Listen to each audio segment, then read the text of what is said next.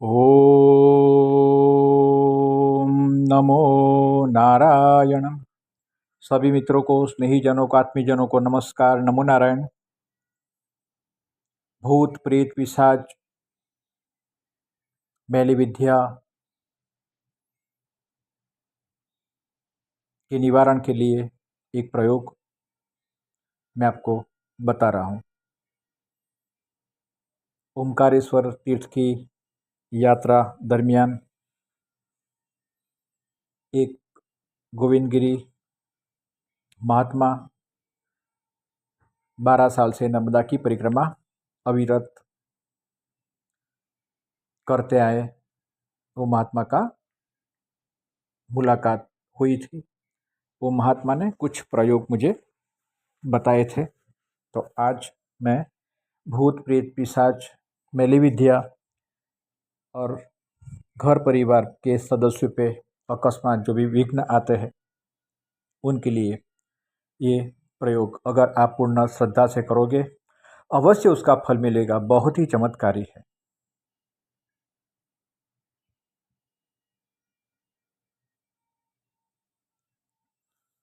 कुछ बात ऐसी भी प्रयोग है कि कोई चीज़ घर में रखो, नाम भी दिए थे कि ये चीज़, कि ये पशु, के ये पक्षी, तो मैं वो भी आपको बता रहा हूँ।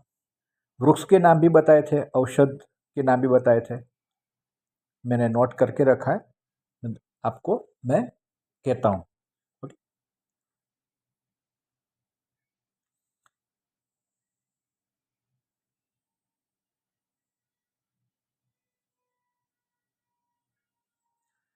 एक, कि अगर ऐसा लगता है कि घर में या व्यवसाय के स्थान में अगोचर तत्व या भूत प्रेत या मलिन दुष्ट तत्व है, अगर ऐसा लगता है और ऐसे संकेत भी मिलते हैं, गिर जाना, ठोकर लगना,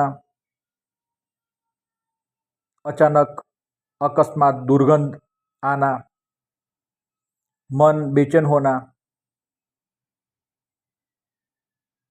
क्रोध कलेश अपने आप आ जाना, तो ये भूमि पे कुछ नेगेटिव एनर्जी है, वो तय होता है। तो अगर ऐसा है तो उसके लिए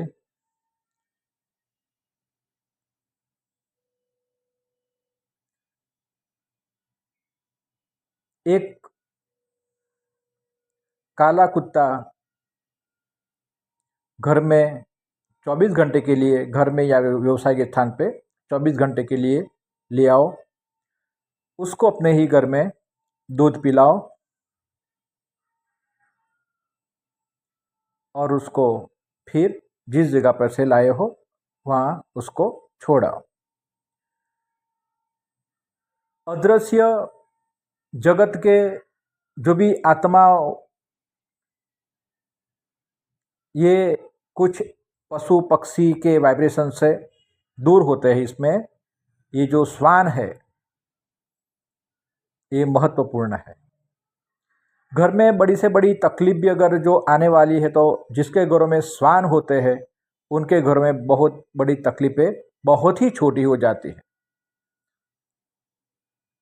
ये भी सही है कि अकस्मात गली के श्वान रोने लगते हैं तो किसी न किसी का मृत्यु या कोई न कोई दुर्घटना की संभावना बनी रहती है। तो घर में जब भी ऐसा लगे कोई बीमारी अचानक आ गई, एक को बीमारी लगी, दूसरे को लगी, तीसरे को लगी, अकस्मात पैसे का खर्च होना, अकस्मात होना, ईजा होने, तो ये कुछ न कुछ नकारात्मक ऊर्जाएं आपके घर में आई है या फिर किसी ने भेजी है। तो एक काले रंग का श्वान आप ले आओ, उसे अच्छी तरह जतन करो, अपने ही घर में उसको रखो, पूरे घर में उसको घुमाओ। जितने भी रूम है हर रूम के हर कॉर्नर में उसको दूध पिलाओ, उसको बिठाओ, दूध पिलाओ। 24 घंटे के बाद उसको जहाँ से लाए वहाँ छोड़ाओ। घर की आधी व्याधि उपाधि सब वो अपने साथ लेकर चले जाएगा और आपको आदि व्याधि उपाधि से मुक्त कर देगा। दूसरा एक प्रयोग ऐसा है कि नीम का पत्ता, वचनांग, हींग, इसको इकट्ठा करके इसका हवन करो और ये हवन को पूरे घर में घुमाओ, तभी घर में से नकारात्मक ऊर्जाएं दूर हो जाएगी। गोरखमुंडी, गोखरू, गोमूत्र में उसको भिगो दो, इसमें गुगड़ डाल दो और इसका धूप दक्षिण दिशा में बैठकर करो और उसके बाद वो हवन कुंड पूरे घर में घुमाओ और घर के बाहर भी उसको अंत में रख दो। तो घर की जितनी भी नकारात्मक ऊर्जा है, जितने भी मलिन तत्व अदृश्य है, वो चले जाएंगे।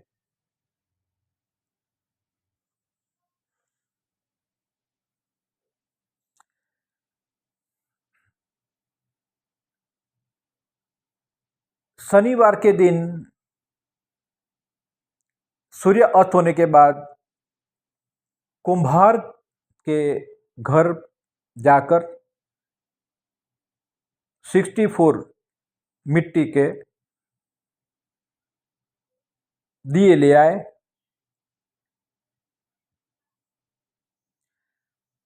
उसमें सरसों का तेल और लौंग, एक एक नंग लौंग, थोड़ा चमेली का अत्र उसमें डाल दो। 64 पद होते हैं वास्तु देवता के, तो पूर्व, पश्चिम, उत्तर और दक्षिण।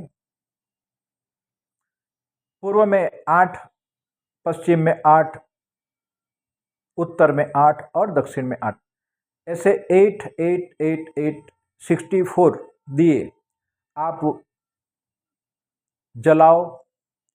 वास्तु देवता, स्थान देवता, गृह देवता, ग्राम देवता, उसको याद करो।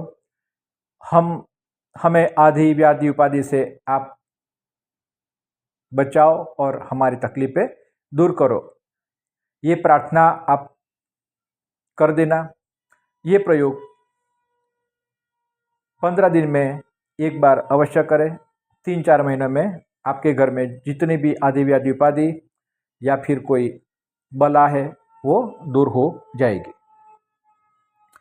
दूसरी बात, एक अमूत प्रयोग वो महात्मा ने अपने दाहिने हाथ में एक कड़ा पहन के रखा था, बहुत ही आकर्षक था। बात हुई थी तो कहा कि हम भी जंगलों में घूमते हैं, अकेले घूमते हैं, हिंसक पशुओं के बीच रहते हैं। तो एक कड़ा की बात की थी उसने, जो वो महात्मा जी ने जो पहना था, तो क्या बोला, एक जो कड़ा है ये कोई भी नाव नाव नाव का एक खिला, घोड़े के दाहिने पैर का नाल, ये दोनों को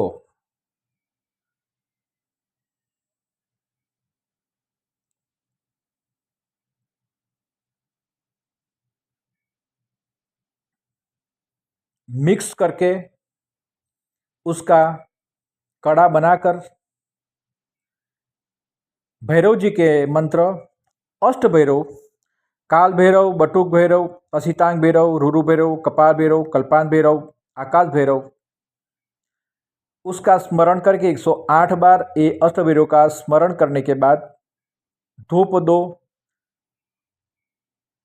भैरव जी को नैवेद्य में इमरती, जलेबी, पकोड़े, मिठाई का भोग लगाओ और वो कड़ा पहनने से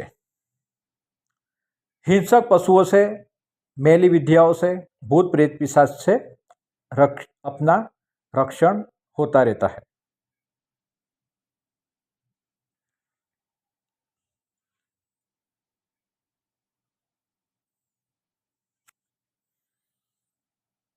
ये प्रयोग बहुत ही शक्तिशाली है।